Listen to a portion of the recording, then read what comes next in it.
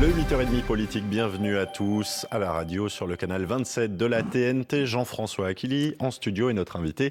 Bonjour Adrien Quatennens. Bonjour. Exit François de Rugy, sa remplaçante déjà nommée, Elisabeth Borne, ministre des Transports, qui conserve d'ailleurs son portefeuille. Et c'est comme ministre des Transports qu'elle a présenté il y a quelques jours seulement l'écotaxe avion. Elle sera désormais elle-même la ministre de la Transition écologique. Regardez, c'était il y a quelques jours. Nous avons décidé, comme l'ont fait d'autres pays, de mettre en œuvre une éco-contribution sur le transport aérien sur tous les vols au départ de la France. Elle s'appliquera à toutes les compagnies au départ de la France, quelle que soit leur nationalité, de sorte qu'il n'est pas question que notre pavillon national s'en trouve désavantagé.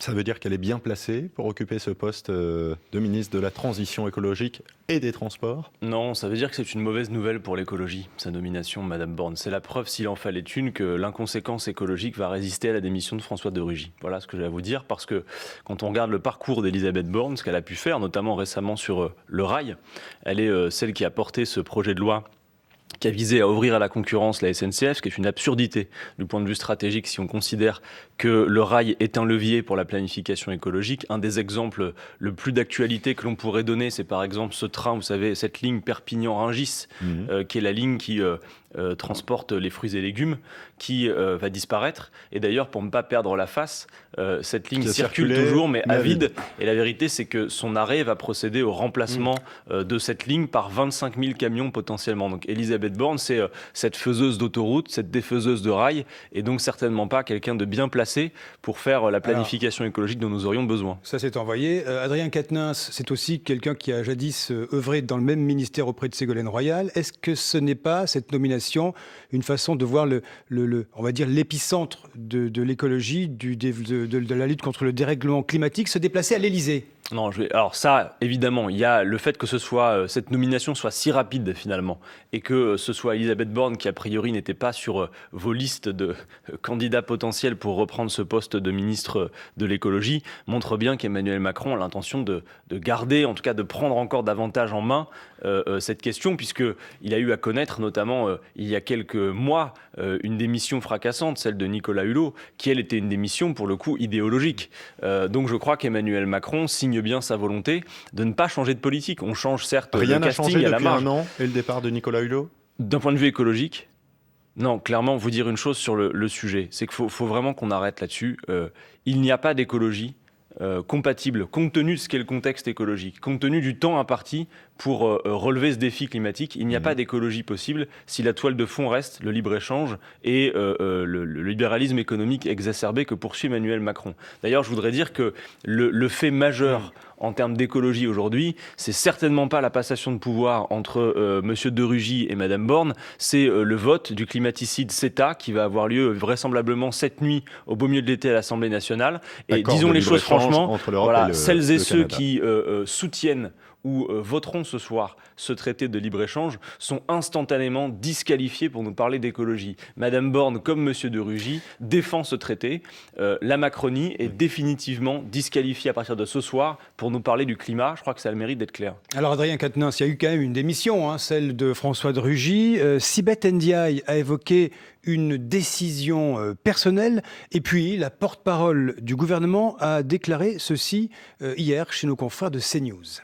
Nos concitoyens ne vivent pas tous les jours, tout le monde ne mange pas du homard tous les jours, bien souvent on mange plutôt des kebabs. Et donc en fait il faut que nous ayons cette raison qui fait que on sait apprécier les choses et on sait doser au bon niveau ces frais de représentation. Adrien Quatennens, commentaire sur ce que vient de dire la porte-parole du gouvernement. Oh, c'est pas extrêmement conséquent, mais dire une chose, c'est que François de Rugy, comme président de l'Assemblée nationale, a été celui qui nous a le plus, y compris aux néo-députés dont je fais partie, prodigué de conseils de vertu et d'exemplarité. Dans l'absolu, c'est bien. Moi, je dois vous dire une chose, c'est que quand on est parlementaire, on a de l'argent pour fonctionner et c'est normal qu'on en ait, il faut le dire aussi, parce que l'action politique peut avoir un coût et ça ne doit pas, pour le coup, coûter aux parlementaires. Donc il y a de l'argent, mais on manie ça avec une extrême précaution, je veux dire de façon extrêmement parcimonieuse. Et M. de Rugy a été celui qui est allé jusqu'à, et c'est dans l'absolu bien, modifier les règles de l'Assemblée nationale pour faire en sorte que l'ensemble des dépenses, par exemple de l'IRFM, cette enveloppe qui couvre les frais de mandat, soit justifiée. C'est-à-dire qu'aujourd'hui, concrètement, pour vous dire un peu... Typique pour vous l'utilisez comment ? Par exemple, ce qui se passe aujourd'hui, c'est que cette enveloppe, elle est consacrée exclusivement aux frais qui ont trait à votre mandat. C'est-à-dire, à chaque fois que vous dépensez, vous devez dire, est-ce que ce que je dépense là est dû à mon activité ou pas ? Parce que par le passé, c'était extrêmement particulier, c'était à discrétion, d'après ce que j'ai compris, c'est-à-dire qu'il n'y avait même pas de justification sur ces dépenses. Et mais c'est la République En Marche qui a demandé à ce que ces justifications soient mises en place. C'est que, par exemple, quand je vais, et je l'avais écrit dans un tweet, mais c'est vrai, quand je vais faire un déjeuner de travail à la pizzeria d'en face avec mes collaborateurs ou avec quiconque pour mon mandat de député, je vais jusqu'à scanner le moindre des tickets de caisse. Et c'est François de Rugy lui-même qui a fait en sorte que ces nouvelles règles s'appliquent. Vraisemblablement, lui-même ayant été pris peut-être la main dans le sac avec ces questions d'IRFM, si c'est vérifié, il était a priori pas le mieux placé pour donner ses conseils d'exemplarité, même si moi je fais attention sur le fait que tout ça mérite d'être investigué. Je veux dire, on ne peut pas s'en contenter juste à quelques déclarations, il faut pouvoir le vérifier. Adrien Quatennens, je vous propose d'écouter ce qu'a dit justement à ce sujet Marie-Christine Dalloz ce matin sur France Info, elle est députée du Jura et elle préside la commission spéciale en charge de vérifier et d'apurer les comptes de l'Assemblée nationale. Soit vous financez la cotisation à votre parti politique avec votre argent personnel, auquel cas vous avez le bénéfice de la déduction d'impôt. C'est la sphère privée. Soit vous le financez avec de l'argent public, mais auquel cas vous ne pouvez pas demander en plus l'avantage fiscal à titre personnel. Et là, parce que c'est ce qu'on appelle le beurre, l'argent du beurre et le fil à couper le beurre. Et en plus la crémière. C'est ce qui a posé problème pour François de Rugy, selon vous, la dernière révélation de Mediapart sur le côté défiscalisé des choses. C'est semble-t-il la révélation ultime qui a fait en sorte qu'ils finissent par lâcher et par rendre le drapeau et démissionner. Mais moi je vais vous dire aussi une chose, c'est qu'à mon avis, là en l'occurrence c'est François de Rugy qui était ciblé, mais je crois que si on s'intéressait vraiment à ce qui se passe dans tous les ministères, dans toutes les ramifications de l'ensemble des partis politiques, on pourrait trouver à redire aussi. D'ailleurs moi je m'inquiète de voir que finalement on réussit à venir à bout d'un ministre non pas pour la politique qu'il mène. Moi, je veux dire, les raisons du départ de François de Rugy, de mon point de vue, c'est plutôt son inconséquence en matière climatique. Et je m'inquiète d'ailleurs que d'autres responsables politiques, par exemple le ministre Castaner, qui politiquement a, de mon point de vue, des choses graves à se reprocher. Je pense par exemple au fait qu'on n'a toujours pas de nouvelles de ce jeune Nantais, Steve, qui est toujours recherché. Je pense aux multiples blessés sur les Gilets jaunes. Je pense à ces jeunes d'Extinction Rébellion qui ont été gazés à bout portant avec du gaz lacrymogène. Sur le pont de Sully, ce sont des éléments de fond politique qui mériteraient sans doute d'avoir des démissions. Or là, on a des démissions qui sont finalement pas caractérisées simplement par des aspects politiques, même si clairement François de Rugy était vraisemblablement mal placé pour donner des leçons d'exemplarité. France Info. Adrien Quatennens, député de la France Insoumise, toujours invité du 8-30 politique. Démission de François de Rugy après une semaine de révélations en grande partie liées à Mediapart. C'est une méthode que vous n'avez pas toujours approuvé ces derniers mois. Est-ce que Mediapart a joué un rôle démocratique ou un rôle de coupeur de tête ici ? Qu'il faille de la transparence, de l'exemplarité et que des journaux d'investigation puissent faire des révélations qui permettent de montrer peut-être de potentiels manquements, ça me semble être positif, c'est la liberté de la presse. Néanmoins, on doit voir une chose, c'est que du coup, Mediapart a eu la tête d'un ministre d'État. Et moi, je pense que derrière ça, il y a aussi la question des sources. Il doit y avoir logiquement des gens qui fournissent ces éléments à Mediapart. Et je vous le dis, moi, ce que je vois, c'est que là, en l'occurrence, c'était François de Rugy. Et on le comprend, compte tenu en plus des positions qu'il a eues en termes d'exemplarité souhaitée à l'Assemblée nationale, etc. Mais je crois que vraisemblablement, ce qui mériterait d'être investigué plus tôt, c'est le fait que des choses politiques se passent qui ne sont pas suivies de conséquences, notamment en matière de casting ministériel. Moi, je vous le dis, je crois que par ailleurs, François de Rugy, la raison absolue de sa démission, plus que de savoir la quantité de homards servis, même si il y a effectivement la question de... la politique. Il y a évidemment... Non, mais attendez, par ailleurs, il y a une question sur... On nous parle de dîner potentiellement secret avec des lobbyistes, etc. Tout ça doit être vérifié, parce que si c'est le cas, effectivement, c'est grave. Mais moi, ce qui m'inquiète plutôt, c'est le fait que politiquement, tout passe, ça déroule, sans qu'il y ait de conséquences parfois sur les castings. Vous avez parlé à l'instant de M. Castaner, et moi je redis vraiment parce que je vois bien, si vous voulez, le confort de situation qu'offre cette passation de pouvoir aujourd'hui sur la question en plus du ministère de l'écologie, alors que franchement, le sujet qui devrait toutes et tous nous préoccuper, franchement, c'est pas que M. de Rugy ait démissionné et que Mme Borne l'ait remplacé, c'est que ce soir se vote une catastrophe. Vous l'avez dit en ouverture de cette interview, Adrien Quatennens, sur la méthode Mediapart, écoutez ce qu'on a dit ce matin. Vous voulez pas qu'on parle d'autre chose? Non, vous inquiétez pas, on va parler d'autre chose. Président et cofondateur de Mediapart, Edoui Plenel, sur France Info ce matin. Vous savez, ce n'est jamais une fête de voir qu'on est obligé de révéler des manquements à l'éthique élémentaire. Cela fait du mal au crédit de la politique, et y compris dans le cas de M. de Rugy à la cause de l'écologie, qui est une cause essentielle. Voilà, donc ça c'était Edoui Plenel ce matin. Jean-Luc Mélenchon, à l'automne dernier, avait dénoncé une violation par Mediapart du secret de l'enquête. Souvenez-vous, Adrien Quatennens, c'est dans l'affaire des comptes de campagne de la France Insoumise. Ça n'a pas toujours été confort entre vous et Mediapart, notamment? Non, mais bien sûr. Par ailleurs, sur la question précise que vous soulevez, elle reste entièrement soulevée. Nous, il y a des plaintes qui ont été déposées, mais d'ailleurs pas que sur Mediapart, puisqu'il y a la question du secret de l'instruction. C'est-à-dire que souvent, on apprend des éléments dans l'évolution d'une enquête. Pour vous, c'est un problème, ça? Je veux dire, logiquement, la procédure veut non seulement qu'il y ait un secret de l'instruction, et ça, pour le coup, si on se pose la question de savoir si c'est immoral ou illégal, c'est illégal. Donc, voilà. Il n'aurait pas fallu qu'il y ait les révélations du canard enchaîné à 3 mois de la présidentielle concernant François Fillon, il y a 2 ans? Je vous parle de secret de l'instruction, là. D'accord ? C'est-à-dire quand il y a une enquête judiciaire, il y a légalement une protection des pièces liées au dossier. Et donc il n'est pas normal, et il n'est pas légal d'ailleurs, que des pièces de dossiers judiciaires se retrouvent dans la presse, parfois avant même que les intéressés en soient au courant. Ça, c'est un problème. Fillon, ça, c'est un problème. Oui. Mais pour le coup, encore une fois, je veux dire, quand véritablement il y a des éléments sur lesquels le grand public et les citoyens français doivent avoir à connaître, c'est normal que la presse fasse son travail. Ensuite, il ne faut pas être dupe du fait que souvent derrière ça, il y a aussi, compte tenu de qui peut fournir parfois les sources, il y a aussi des bastons politiques, des batailles politiques qui se jouent derrière tout ça. Il faut pouvoir le dire.